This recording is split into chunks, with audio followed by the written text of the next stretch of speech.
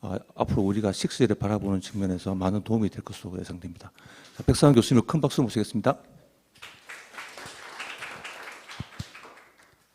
네, 방금 소개받은 고려대학교 백상원입니다. 특별히 소개를 할 건 없을 것 같고, 저는 그냥 배경만 간단히 말씀드리면 서울대학교 컴퓨터공학과에서 컴퓨터 네트워크 관련해서 학위를 받았습니다. 그래서 컴퓨터 네트워크 관련된 뭐 인터넷이라든지 그쪽을 전공을 했고, 현재도 이제 거의 20년 가까이 네트워크 관련된 기술을 연구를 하고 있는데, 컴퓨터 네트워크를 전공을 했었고, 컴퓨터 공학을 전공을 했었고, 지금은 뭐 장현 기자 방금 말씀하셨던 뭐 6G라든지 5G에 들어가는 다양한 네트워크 기술들을 연구를 하는데, 방금 말씀드린 그런 백그라운드의 접목점이 아마도 오늘 말씀드릴 또 소프트웨어 기술하고 네트워크 기술 접목점에 대한 내용을 말씀드릴 것 같습니다.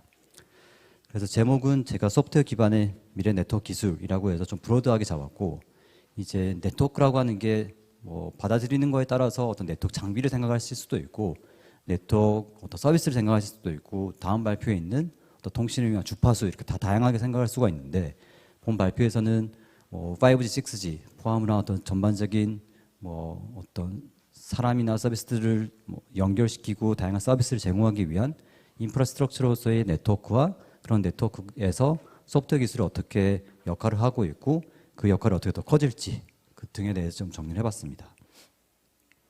그리고 한 가지 좀 더 소개를 드리면, 저는 소속은 지금 전기전자공학부에 속해 있고, 최근에 고려대학교에서 이제 그 삼성전자하고 이제 통신 분야, 차세 통신 분야 인력을 양성하기 위해서 차세 통신학과를 설립을 했습니다. 계약학과로. 그래서 차세 통신학과 주임을 맡고 있어서 소속을 이제 같이 병기를 했습니다.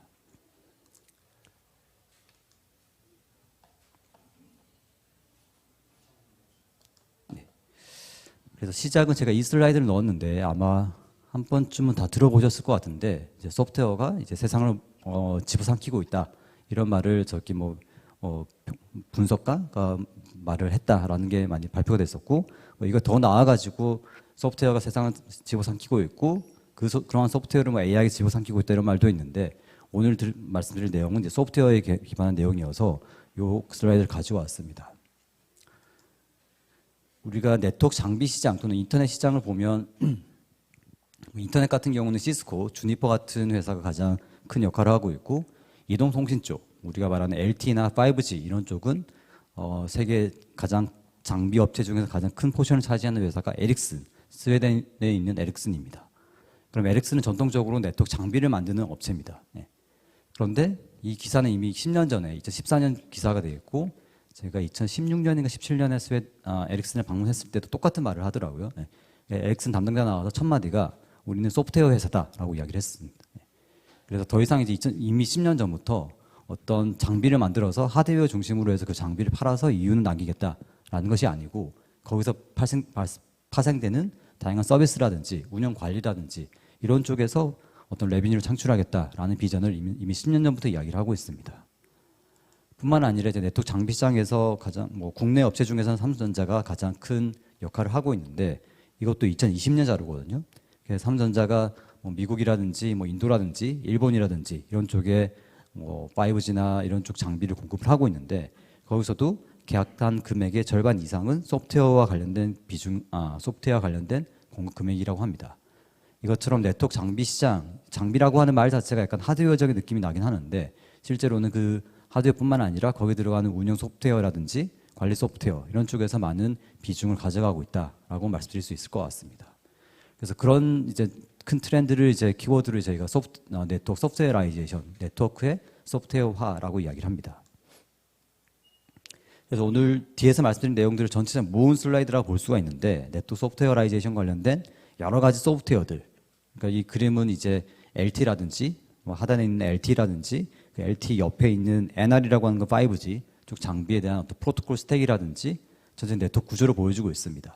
그래서 LTE와 5G가 있고, 그 위쪽에 이제 5G 코어라고 해서 5G 네트워크를 관리하는 코어가 있고, 또 LTE 네트워크 관리하는 EPC라고 하는 것이 있고, 최근에 뭐 엣지 클라우드 이야기하는 것이 왼쪽에 있는데, 각 부분마다 저기 어떤 약자로 적혀 있는 오넵이라든지 아스라든지 뭐 코드라든지 이런 것들이 각각의 포션에 해당되는 소프트웨어 툴들을 보여주고 있습니다. 그리고 대부분의 소프트웨어 툴들이 어떤 오픈 소프트웨어로 되어 있어가지고 연구소라든지 학계에서 그런 툴을 가지고 와서 뭐 상용 스케일로 구성을 하기는 어렵지만 우리가 좀 쉽게 접근할 수 있는 범용적인 하드웨어를 바탕으로 해서 소프트웨어 기반으로 네트워크를 꾸미고 운영할 수 있는 환경이 점점 만들어지고 있다라고 말씀드릴 수가 있을 것 같습니다. 우리가 네트워크의 소프트웨어화를 이야기할 때 가장 범용적으로 많이 이야기하는 키워드 중 하나가 이제 SDN이라고 하는 키워드가 되겠습니다. 그래서 이 키워드도 비슷한 컨셉은 이미 한참 전부터 나왔고 SDN이라고 하는 키워드가 이제 세상에 나오게 된 것이 한 2012년 또는 뭐 2010년 전후라고 볼 수 있을 것 같습니다. 그래서 이름이 의미하는 것처럼 소프트웨어 디파인드 네트워크로 해서 소프트웨어를 중심으로 해서 네트워크 기술을 정의해보자 이런 이야기를 하고 있고 기술적으로 보면 이제 밑에 패킷 포워딩이라고 하는 전통적인 하드웨어 장치들이 있고 그 하드웨어 장치의 어떤 복잡한 기능이라든지 어떤 정교한 기능을 넣는다기보다 그 위쪽에 있는 네트워크 OS 우리가 컴퓨터를 돌리기 위해서는 OS가 있는 것처럼 저런 네트워크 장비들을 잘 운용을 하고 네트워크를 잘 관리하기 위한 일종의 네트워크 OS가 있다. 그 소프트웨어라는 거죠. 네트워크 OS가 있고 그 네트워크 OS 위에서 제일 위에 있는 것처럼 네트워크를 관리하거나 네트워크에서 서비스를 하거나 등등을 위한 다양한 컨트롤 프로그램, 어플리케이션 올라가는 구조를 이야기를 하고 있습니다. 총 3개의 계층, 고철라이제이션은 중간 따로 있고 상위 어플리케이션 플레인하고 컨트롤 플레인, 그 다음에 유저 플레인, 또 데이터 플레인은 분리를 시켜서 하드웨어는 단순히 어떤 단순화된 구조를 바탕으로 해서 빨리빨리 패킷을 처리하는 것을 담당을 하게 되어 있고 걔를 이제 중앙에서 컨트롤하고 지능적으로 제어하는 것은 네트워크 OS에서 담당하는 새로운 형태의 구조를 제안을 하고 있습니다. 그래서 이런 구조가 된다라고 하면 이건 이제 개념도가 되겠는데 우리가 방화벽이라고 하는 파이어월이라고 하는 것을 구현을 한다라고 하면 실제로 구현하기 상당히 복잡하거든요.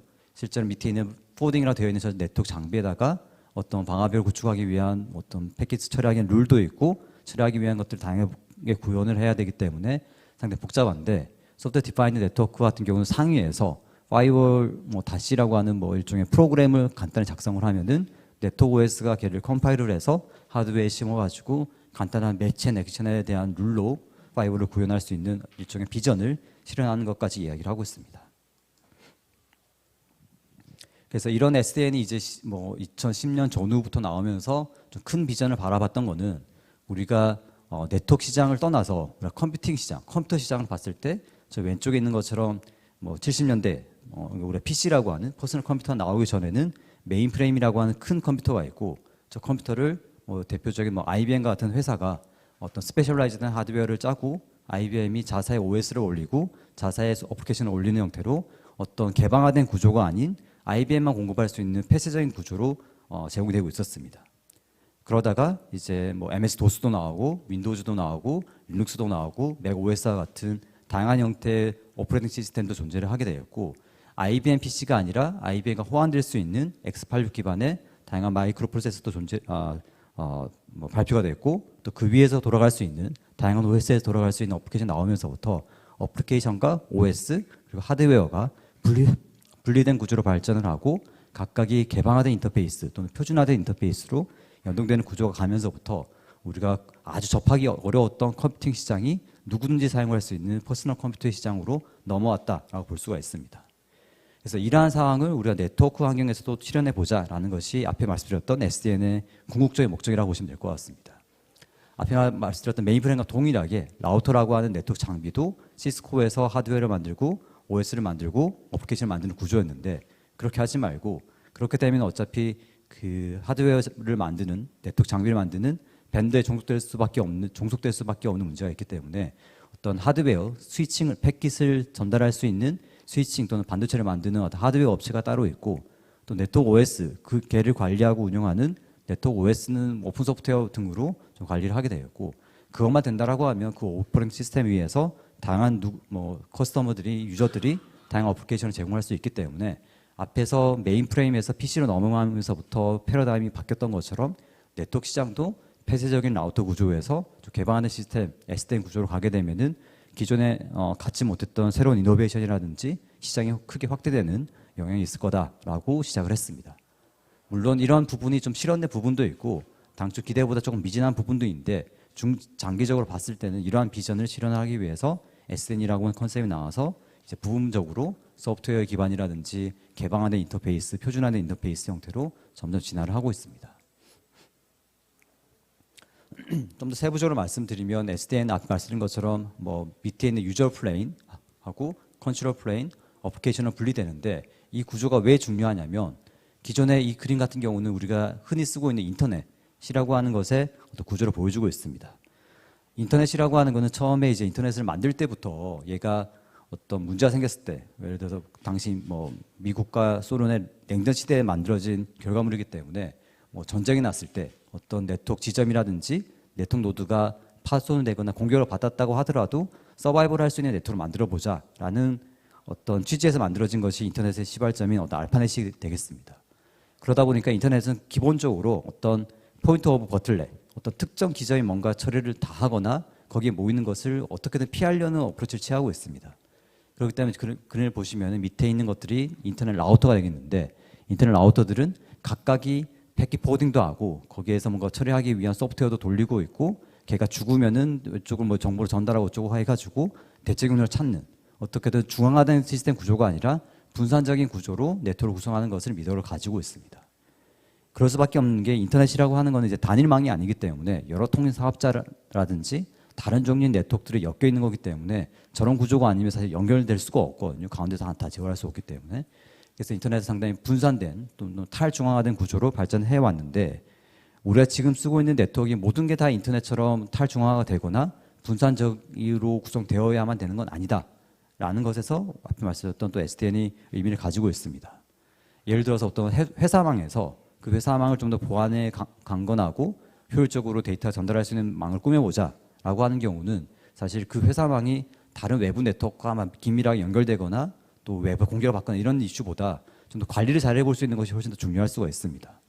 그래서 SDN은 앞에 말씀드린 것처럼 컨트롤하고 어플리케이션, 데이터 플레인 이렇게 구분되는데 컨트롤을 외부에서 리모트 컨트롤러가 되어 있는 한 지점에서 중앙에서 컨트롤하는 개념을 도입을 하고 있습니다. 그래서 인터넷처럼 각각이 알아서 뭔가를 하게 되면은 상당히 알고리즘을 구현하거나 프로토콜을 구현할 때 어렵거든요. 네. 예를 들어서 말씀을 드리면 여기에서 여러분이 계신데 뭐 메시지를 전달한다고 할 때 인터넷 같은 경우는 이렇게 위에서 바라보는 개념이 아니고 앞뒤로 옆으로만 볼 수 있기 때문에 어디로 가는 게 가장 좋은 길인지를 찾는 게 쉬운 문제임에도 불구하고 상당히 풀기가 어렵습니다. 반대로 SDN 같은 경우는 이렇게 평면상에서 보는 게 아니라 길을 찾아주는 애가 저 위에 있거든요. 위에 있기 때문에 위에서 아래를 다 내려다 볼 수 있고 그럼 길에서 어디가 막혀 있고 어디가 더 좋은 경로인지를 파악하는 것이 훨씬 쉽기 때문에 네트워크를 효율적으로 관리를 하거나 뭐 제어를 잘 하거나 하는 경우에 상당히 유리한 점이 있다라고 볼 수 있겠습니다. 그래서 모든 경우에 이런 SDN을 지금 쓰고 있는 우리가 인터넷처럼 전 세계 망을 연결을 SDN으로 다 하는 것은 어려울 수는 있겠지만 특정 영역이라든지 특정 도메인에서 사용할 수 있는 네트워크 같은 경우는 SDN 구조를 접목시키는 것이 더 효율성을 꾀할 수 있다라고 말씀드릴 수가 있습니다. 그러다 보니까 SDN은 이제 소프트웨어 기반으로 돌아가고 있는 컨트롤 플레인 또는 컨트롤러가 가장 중요한 역할을 합니다.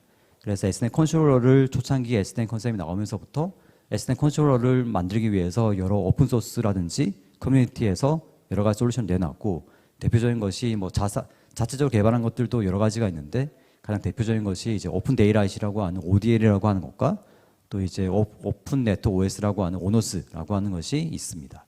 그래서 전자가 좀 더 산업계에서 많이 적용됐다라고 알고 있고 오노스 같은 경우는 좀 학계라든지 연구소에서 시범적으로 돌리는 환경에서 많이 사용을 하고 있습니다.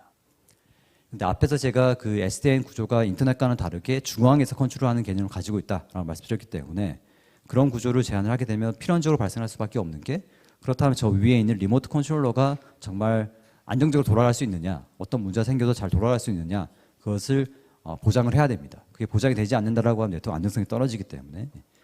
그래서 SDN 컨트롤러를 연구하는 부분에서 여러 가지 기본적으로 네트워크를 제어하기 위한 기본적인 기능도 있는데 또 하나 중요한 기능 중 하나가 밑에 있는 것처럼 어떻게 하면 가용성을 잘 보장할 것인가, high availability. 그러니까 뭐 어떤 문제가 생겼다고 하더라도 네트워크가 죽으면 안 되기 때문에 high availability를 보장을 하고 또 트래픽이 늘어난다고 한다고 하더라도 어떻게 스케일러블한 동작을 할 수 있을까와 관련된 하이 스케일러빌리티 이슈를 또 논의를 했습니다. 그래서 이미 이런 문제는 이제 웰known 문제고 HAHS라고 하는데 이런 문제는 이미 알려져 있는 문제고 이미 우리가 쓸 수 있는 SDN 컨트롤러 쪽에서 그런 것들을 대처하기 위한 방안들이 이미 나와 있습니다.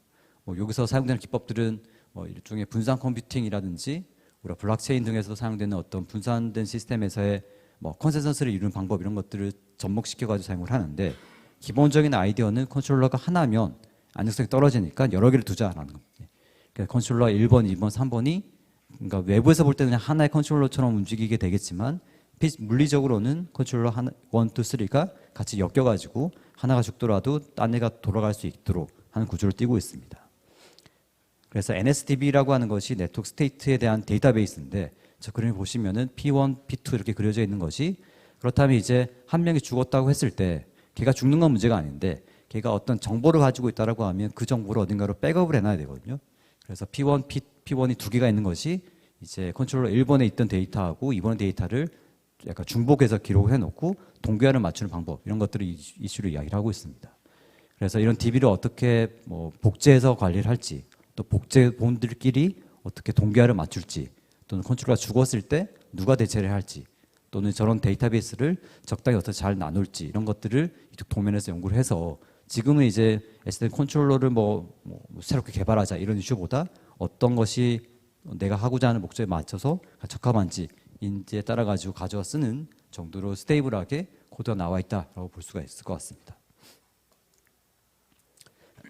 그래서 약간 SDN에 대해서 쭉 말씀을 드렸고 SDN의 어떤 역사에 대해서 간단히 말씀을 드리면 SDN이라고 하는 키워드를 쓰고 있지는 않지만 SDN이라고 하는 어떤 개념이 나오는 시발점에 대한 논문을 보통 이 오른쪽에 있는 논문을 예를 들고 있습니다. 이게 뭐 컴퓨터 네트워크 분야에서 가장 권위 있는 학회에서 2007년에 발표된 논문인데 제목은 에탄이라고 뭐 이름을 지었고 Taking Control of the Enterprise라고 되어 있거든요. 네.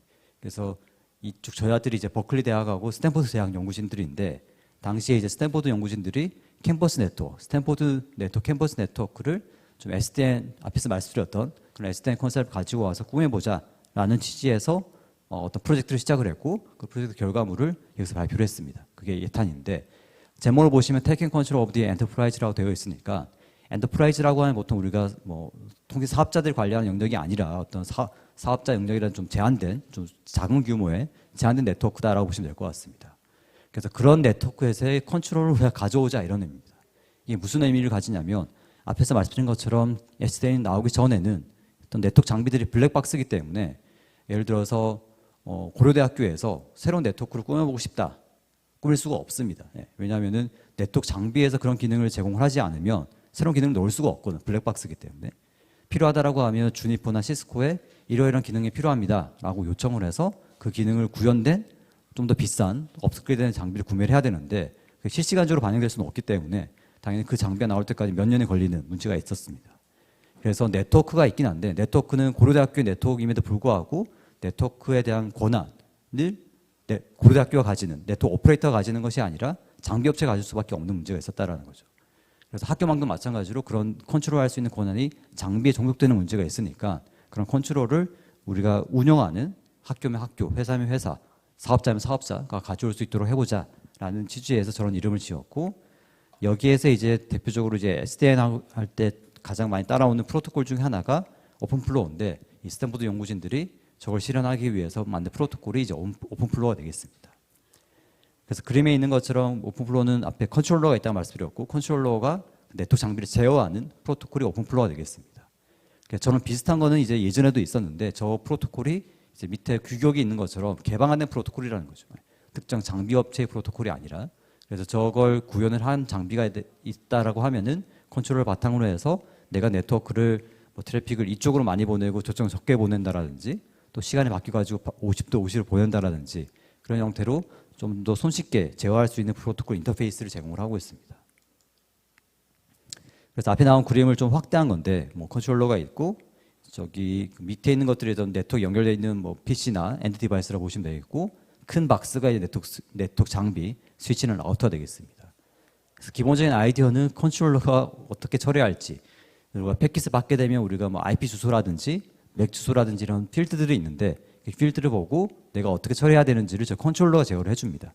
그러니까 중앙에서 전체적인 상황을 보고 어떻게 처리해야 될지를 제어해주는 개념을 이제 오픈플로우 또는 SDN에서 제공을 하고 있고 저기 화살표로 왔다 갔다 하는 점선 화살표로 왔다 갔다 하는 메시지가 오픈플로우로 구현되어 있다라고 되어 있습니다.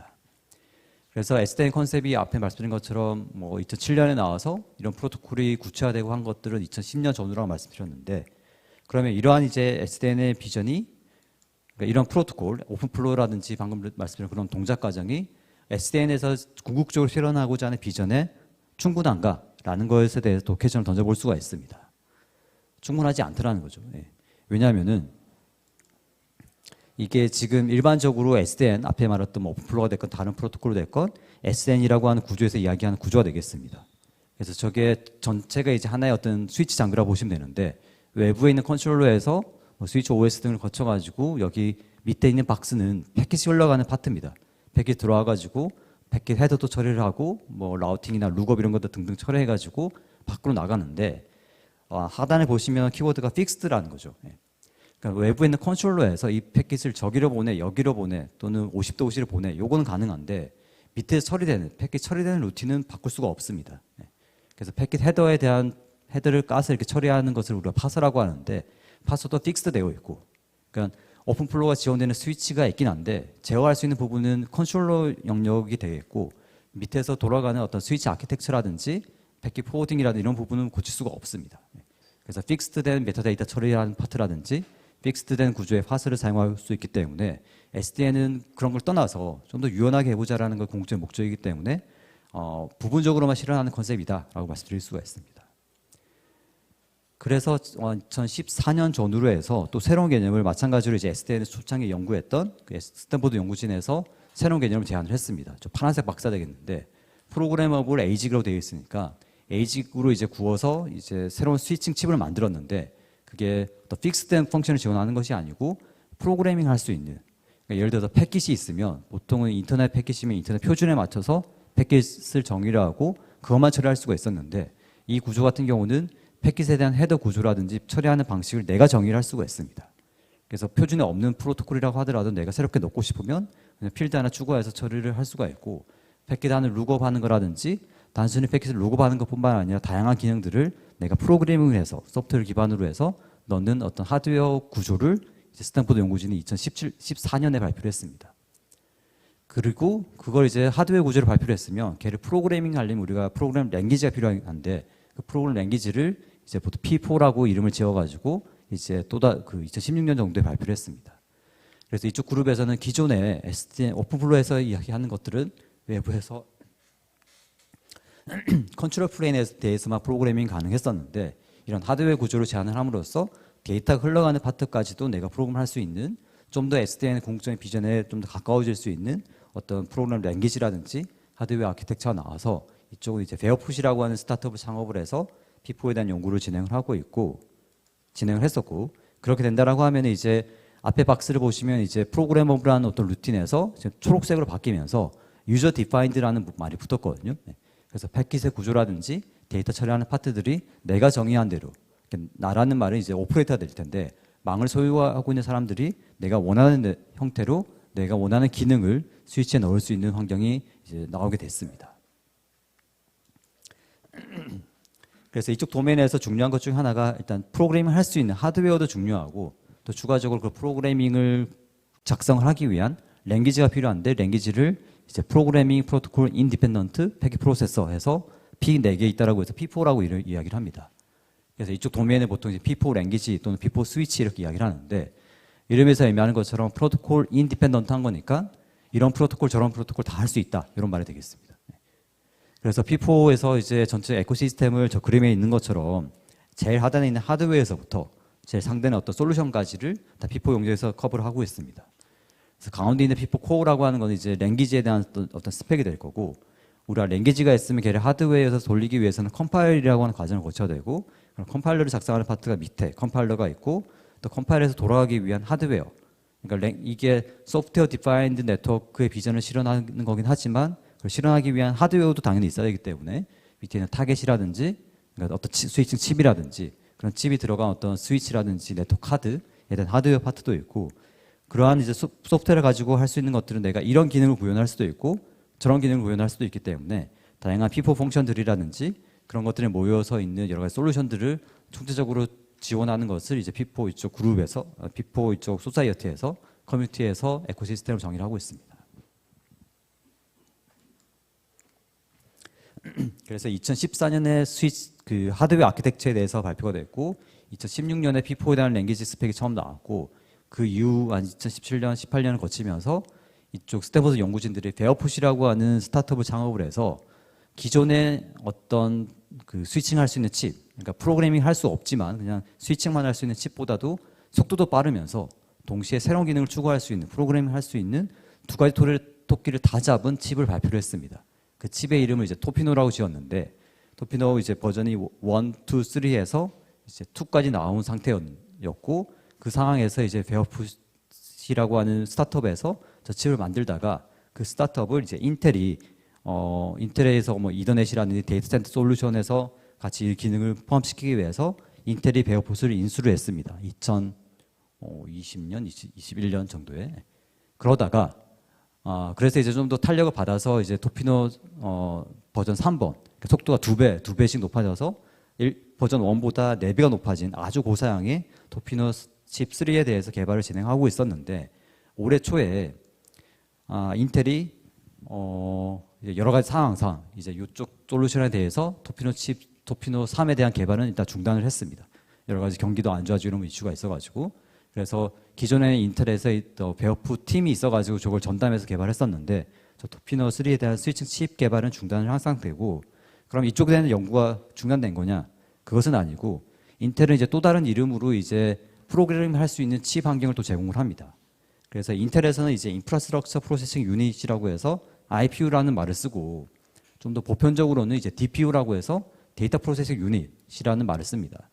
그래서 단순히 우리가 CPU라고 하는 일반적인 범용적인 뭐 프로세싱 유닛도 있지만 여러 가지 데이터를 잘 처리하거나 패키지 될 수도 있고 여러 가지 다양한 기능들을 프로그램할 수 있는 어떤 프로세싱 유닛을 DPU나 인텔의 IPU 이런 환경으로 해서 이야기를 하고 있고 저런 기능들을 스위치에 구현을 하면은 앞에 말씀드렸던 토피노와 비슷한 기능이 되는 것이 되었고 네트워크 카드에 구현하거나 이런 식으로 되어 있어서 앞에 토피노 칩 자체에 대한 개발은 중단된 상태이긴 하지만 이쪽 소사이티에서 P4를 바탕으로 해서 여러 다양한 기능을 하드웨어적으로 구현하는 것들에 대한 연구는 계속되고 있다라고 말씀드릴 수가 있겠습니다. 그래서 그 SDN이라고 하는 초창기 비전에 이제 컨트롤러 쪽에 포커스를 맞췄다라고 하면 이제 다음번에 나온 SDN은 다음번 버전 같은 경우는 앞에 말씀드렸던 어떤 데이터 플레인, 패킷 처리하는 파트까지도 가지고 고려를 하고 있고 그걸 묶어가지고 이제 오픈 네트워킹 파운데이션이라고 하는 ONF에서는 이제 NG SDN, 뭐 넥스트 제너레이션 SDN이라는 키워드를 붙이는데 거기서 포커스해서 고려를 하고 있는 것이 이제 왼쪽 하단에 있는 스위칭 아키텍처, 스위칭 하드웨어, 앞에 말씀드렸던 P4 등을 지원할 수 있는 스위칭 아키텍처하고 스트라텀이라고 하는 스위치 OS 파트가 있고 마이크로 오노스라고 하는 거는 오노스라고 하는 그 SDN 컨트롤러를 이제 마이크로 서비스화 시켜서 좀 경량화된 버전에 대해서 또 이야기를 하고 있습니다. 또 이쪽에서 중요한 것 중에 하나가 우리가 소프트웨어를 개발했을 때 가장 이슈 중에 하나는 이게 우리가 코딩을 하고 프로그래밍 하게 되면 얘가 맞는지 틀리는지를 디버깅을 해야 되죠.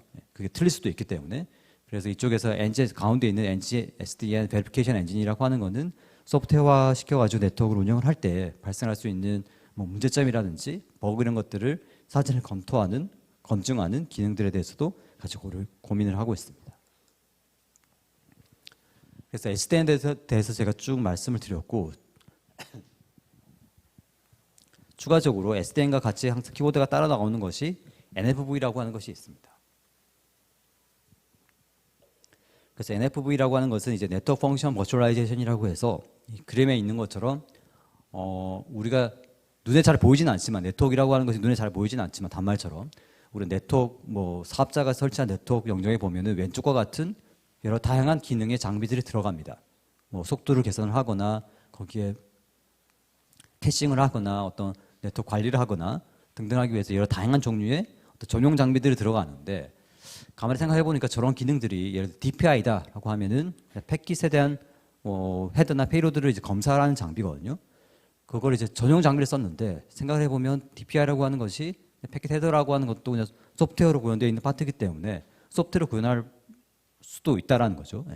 그래서 오른쪽에 있는 NFV 같은 경우는 기존의 어떤 서버 시장, 서버 쪽에서의 어떤 고성능의 서버라든지 여러 가속화 기능들이 발전을 해서 기존에는 이건 빨리빨리 처리를 해야 되기 때문에 전용 장비를 써야 된다라고 했었는데 지금은 전용 장비를 쓰지 않고 그냥 일반적인 범용 서버를 쓰고 범용 스토리지를 쓰고 그렇게 한 상황에서 소프트웨어로 비슷한 기능을 구현한다고 하더라도 비슷한 수준의 성능을 보장할 수 있다라는 것이 실현되게 됐습니다. 그래서 그런 개념을 바탕으로 해서 네트워크 펑션이라고 하는 여러 네트워크에 들어가는 여러 다양한 기능들을 버추얼라이제이션은 소프트웨어화 됐다라고 보시면 되겠는데 소프트웨어 시켜가지고 뭐 오픈소스 등을 가지고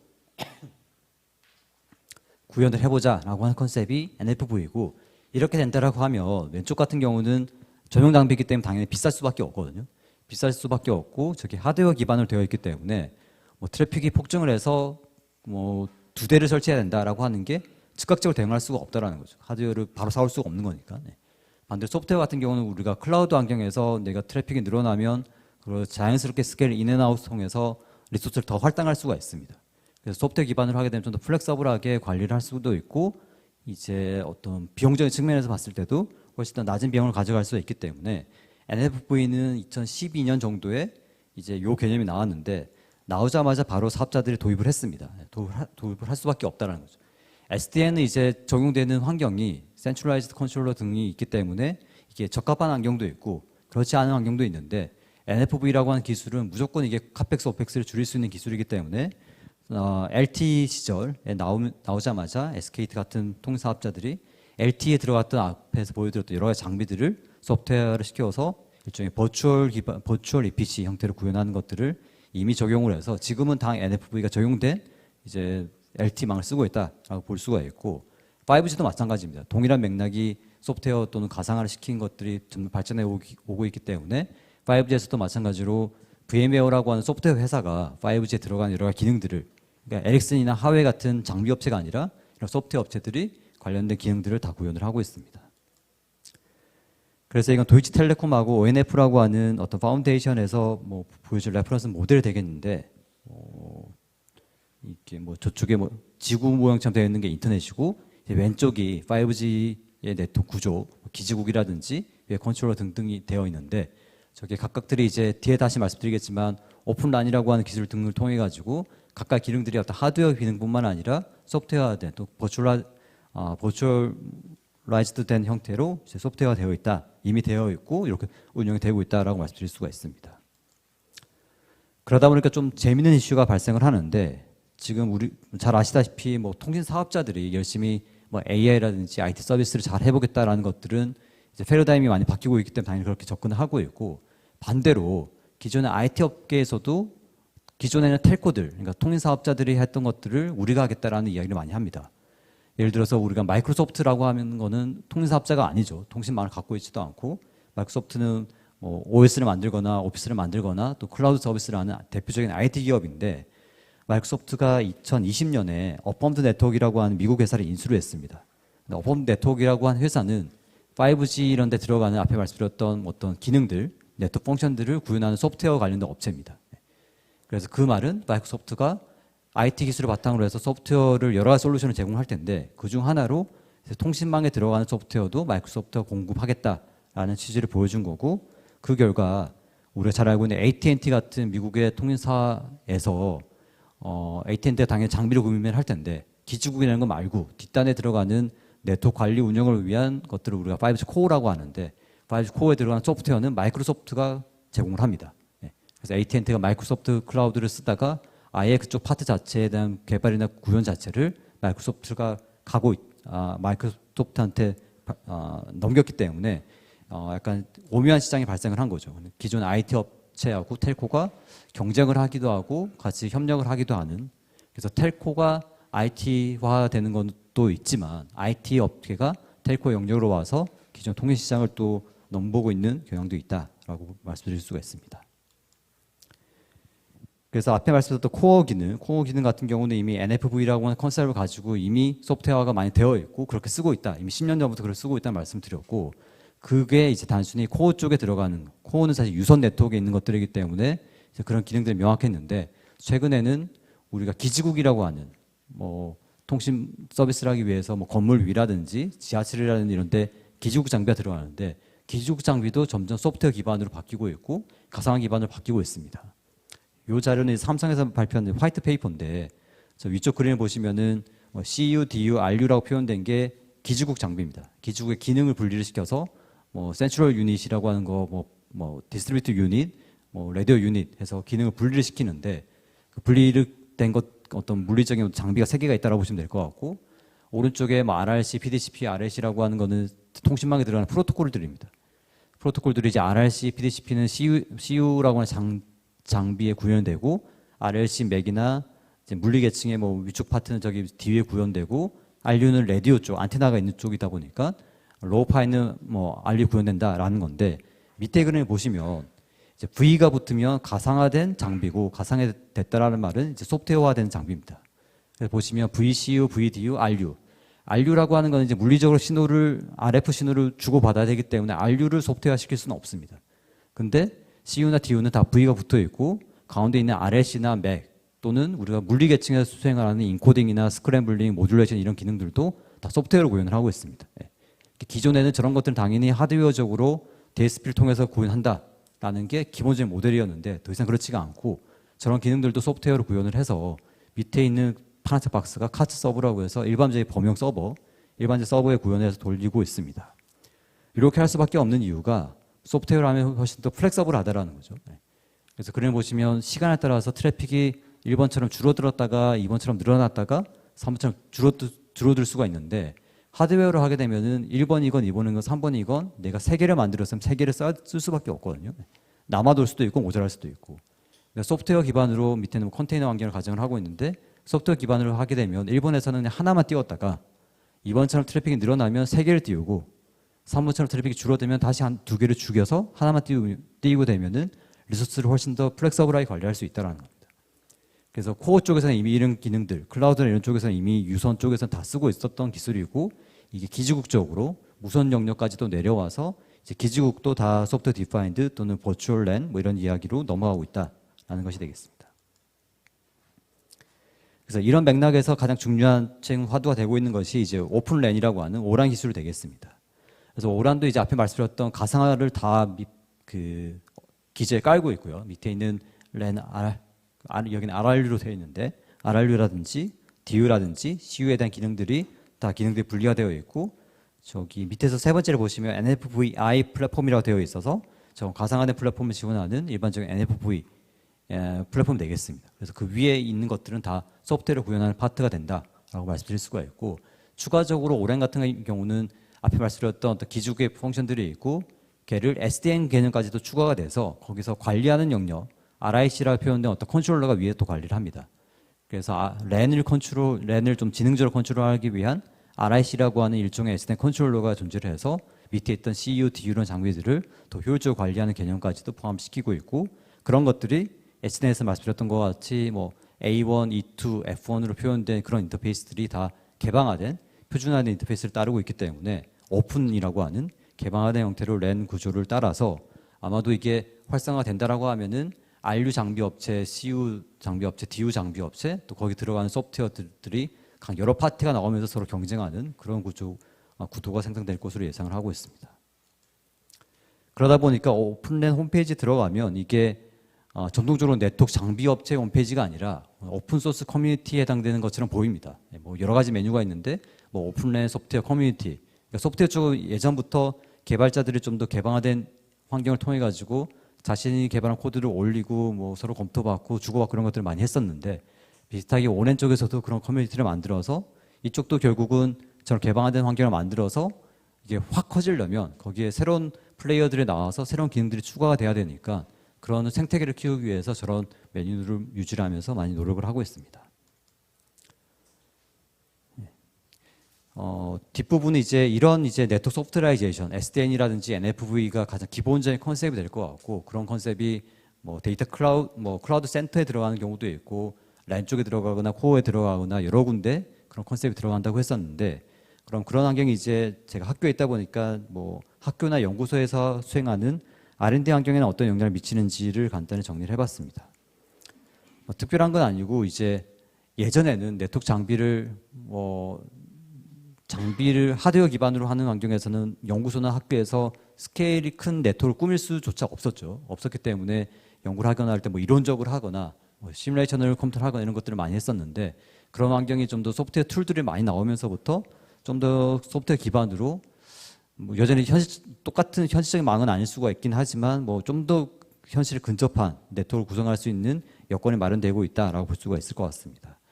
대표적인 툴이 이제 네트워크 연구하는 사람들이 이제 많이 사용되는 하는 툴 중에 하나가 네트워크 시뮬레이터 3라고 하는 툴이 있고, 얘는 이제 시뮬레이션이기 때문에 좀 더 손쉽게 이제 네트워크 노드를 붙인다라든지 프로토콜을 돌린다든지 이런 것들을 할 수가 있습니다.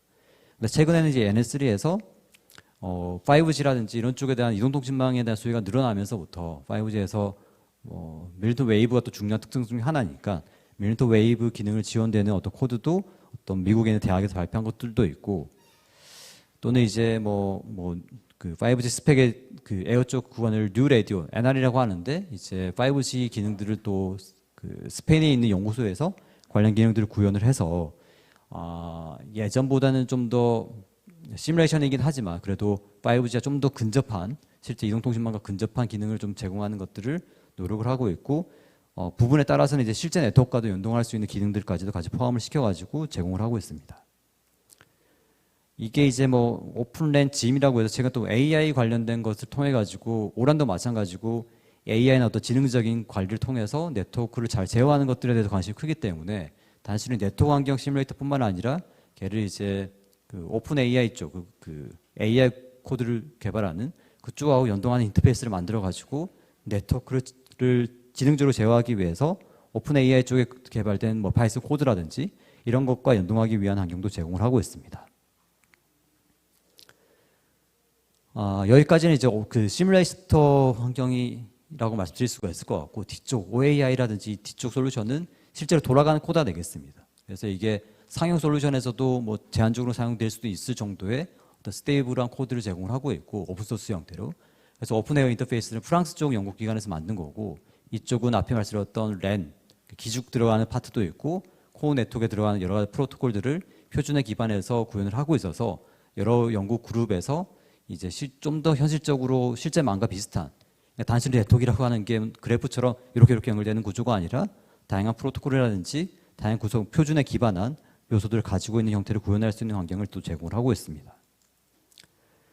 또 앞에 말씀드린 오픈랜 짐이라고 하는 것이 앞에 말씀드렸던 오픈랜 구조하고 짐이라고 하는 네트워크 구조하고 연동을 해가지고 좀 지능적으로 제어할 수 있는 환경도 제공을 하고 있고, 미국 대학에서 좀 큰 규모로 진행하고 있는 건데, 이쪽 그룹 같은 경우는 저기 아래쪽에 이제 왼쪽에 보시면 오픈랜 프레임워크로 해서 여러 어플리케이션 돌리는 파트도 있고, 가운데 이제 프로토콜 스택 연동하는 파트도 있고, 콜로세움이라고 해서 실제 테스트베드를 운영을 해서 기지국에서 데이터까지 수집도 다 하고 있습니다. 그런 것들 모아가지고 실제 좀 더 현실적으로 연구 R&D 커뮤니티에서 데이터를 실제 네트워크에 수집한 데이터나 그걸 가지고 연구할 수 있는 환경도 일부 제공을 하고 있습니다. 이건 대만에서 하고 있는 연구인데, 이거 같은 경우는 그 코어 네트워크에서 코어 네트워크 기능들을 좀 초창기에 구현을 해서 이름이 프리 5GC니까 이제 오픈 소스로 되어 있는 형태의 코어 기능들을 제공을 하고 있습니다. 6G에 대해서 아까 시작할 때 장님께서 말씀하셨는데, 6G 관련된 것들도 이제 네트워크 도메인에 대해서는 앞에 말씀드렸던 어떤 네트워크 소프트웨어라이제이션이라고 하는 게 가장 핵심적 키워드를 여전히 동작을 하고 있습니다. 그래서 이런 타임라인을 가지고 지금 열심히 표준화를 하고 있고, 아마도 LS 20이니까 2026년 이후부터는 본격적으로 5G에 대해서 논의를 하게 될 텐데, 6G 같은 경우는 이미 그 ITU에서 이제 이런 서비스 모델을 이미 유즈 케이스를 제안을 하고 있습니다. 가운데 있는 삼각형이 5G에 해당되는 거고, 거기를 더 확대를 시켜서 센싱이라든지 또는 AI 네이티브한 구조라든지 이런 것들을 좀 더 추가를 해서 이제 새로운 비전을 제시를 하고 있고, 스코프를 좀 줄여가지고 네트워크 쪽만 한정을 한다라고 하면, 최근에 기사 발표가 난 건데 이제 과기정통부에서 6G와 관련된 R&D 사업을 예타가 통과돼서 시작을 할 거고, 거기에 여러 곡지가 있는데 그 중에 네트워크 파트에 대한 설명이 저겁니다. 그래서 기존의 키워드가 하드웨어 중심의 클라우드나 소프트웨어가 아니라 소프트웨어 중심의 네트워크 기술로 바뀌어 나간다라는 것이고, 5G에서도 방금 앞에서 말씀드린 것처럼 SN, NFV 개념 들어가면서부터 일부 소프트웨어화가 진행이 되긴 했지만 일부 기능들을 이렇게 바꾸는 과정의 컨셉이었거든요. 기존에 하드웨어로 됐던 것들을 소프트웨어로 바꿔보자라는 컨셉이었다라고 하면 6G는 차라리 그게 아니라 시작에서부터 소프트웨어화에 또 적합한 형태로 우리가 클라우드 네이티브라고 표현을 하는데 클라우드나 이런 환경에 좀 더 친화적으로 태어날 때부터 그렇게 맞춰서 있는 형태로 클라우드 네이티브한 형태로 이제 어떤 5G 코어나 6G 코어나 6G 네트워크를 설계해 보자라는 취지로 이쪽을 추진을 하고 있습니다. 그래서 하드웨어 중심에서 가상화로는 이미 넘어온 상태고 거기에 클라우드 기반으로 해서 지능화라든지 경량화까지 추가해서 좀 더 네트워크 소프트웨어라이제이션 더 고도화된 발전 비전을 제시를 하고 있습니다. 좀 생뚱맞게 뭐 거위 그림과 와인 사진인데 이걸 넣은 이유가 학교에서 이런 연구를 할 때 뭐 학교나 연구소도 마찬가지일 것 같은데 이런 소프트웨어 기반으로 뭔가 실증을 하거나 하는 것들이 티가 잘 안 납니다. 밑에서는 뭔가 많이 하는데 그리고 이게 또 단기간에 성과가 잘 나지도 않고요. 이게 개발한다라고 하는 게 앞에서도 말씀드린 것처럼 소프트웨어 기반으로 뭔가 하는 게 소프트웨어만 하지는 않거든요. 네. 하드웨어적으로 뭔가 서포트가 되지 않는데 소프트웨어를 할 수는 없기 때문에 소프트웨어를 하다 보면 하드웨어적으로 막히는 부분이 있고 또 그걸 뚫어야 되고 그러다 보니까 어떤 연구의 특성상 이게 오래 숙성이 돼서 결과가 나올 수밖에 없는 연구 특성을 가지고 있습니다. 그렇기 때문에 이제 마지막으로 드리고 싶은 말씀은 이제 학교나 연구소에서 지금 뭐 R&D 예산 이런 이슈도 많긴 한데 이게 뭐 ONF 쪽에서 하는 연구라든지 미국 그룹에서 하고 있는 연구를 제가 가지고 온 건데 이쪽 같은 경우 상당히 큰 비전 또는 장기 비전을 가지고 추진을 하고 있거든요. 네. 국내 같은 경우는 SDN 키워드 좀 뜨다가 조금 시큰둥해지면 SDN 죽었어라고 이야기를 하는데 SDN을 열심히 하고 있는 ONF는 SDN, NFV 컨셉을 가지고 5G 망에 넣고 6G 망에 넣고 이런 것들을 계속 추진하고 있습니다. 장기적인 비전을 가지고. 미국 대학도 마찬가지고. 그래서 개인적인 바람은 이제 국내에서도 이런 네트워크 소프트웨어 기반의 네트워크 환경이 R&D에 좀 중장기적으로 큰 비전을 가지고 잘 진행됐으면 하는 바람으로 오늘 발표를 마치도록 하겠습니다. 예, 감사합니다. 네, 백상훈 교수님 발표 감사드립니다. 혹시 질문 하나 정도만 받을 수 있을 것 같은데. 네. 예, 질문 드리겠습니다. 6G 같은 경우에는 오란이 완전 표준화가 돼 있다면은 뭐 예를 들어서 만약에 주파수 할당 받았다고 가정한다면 이 노트북에다가 뭐 그 인터페이스 이더넷이라던가 인터페이스를 이용해서 RU에만 붙여버리면 제가 제 6G 네트워크를 운영할 수도 있다는 뜻이지 않습니까? 그럴 경우에 기존 그 하드웨어를 만들던 뭐 노키아든 에릭슨이든 그런 벤더들이 할 수 있는 역할이라거나 아니면은 오픈 아키텍처를 적용하지 않은 기존 레거시 디바이스들이 강점 또는 약점은 어떤 게 되겠습니까?